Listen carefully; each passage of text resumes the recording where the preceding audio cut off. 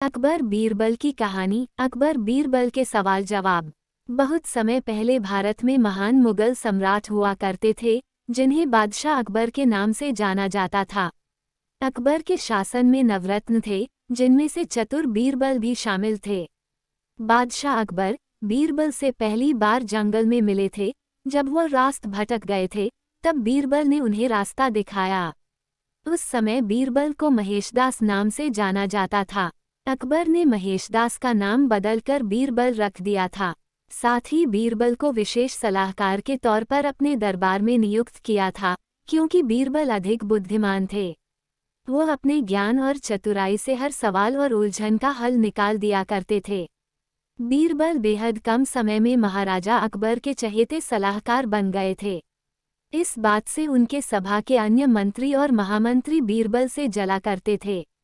ये जलन उनके साले मानसिंह को भी थी। इसलिए एक दिन मानसिंह ने बीरबल की परीक्षा लेनी चाहिए। उन्होंने बीरबल से 3 सवाल पूछने चाहे।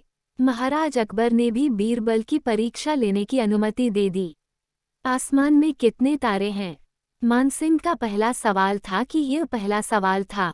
ये सवाल सुनकर बीरबल से जलने वाले अन्य दरबारियों को खुशी होने लगी। महाराजा अकबर भी सोचने लगे कि क्या बीरबल इसका जवाब दे पाएंगे।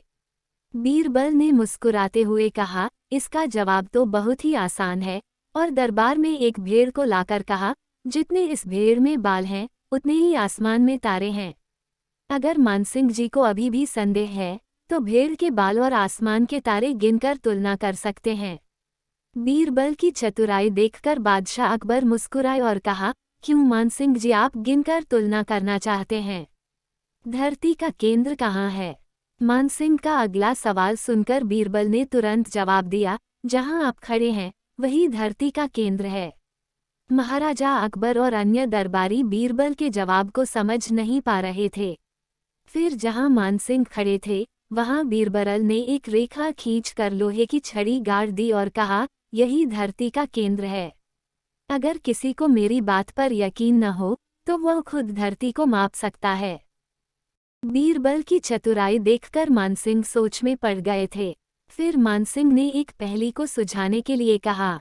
मानसिंह का तीसरा सवाल, एक परख है सुंदर मूरत, जो देखे वो उसी की सूरत। फिक्र पहेली पाई न, बोझन लागा आई न।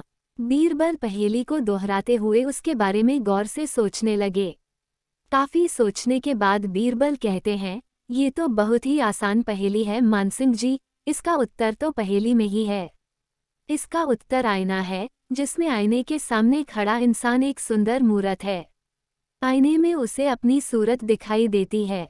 बीरबल ने मानसिंह के सभी सवालों का जवाब बड़े चतुराई से दिया। ये देखकर बादशाह अकबर बहुत खुश हुए और मानसिंह से कहा, क्यों मानसिंह जी, आपको आपके सवालों का जवाब मिल गया ना? अकबर बीरबल की कहानी से सीख। इस कहानी से यह सीख मिलती है कि किसी भी सवाल का जवाब दिया जा सकता है। बस अपने दिमाग पर भरोसा होना चाहिए और संयम से काम लेना चाहिए। सुनने के लिए धन्यवाद। मेरा चैनल सब्सक्राइब करें, लाइक और शेयर भी करें। धन्यवाद।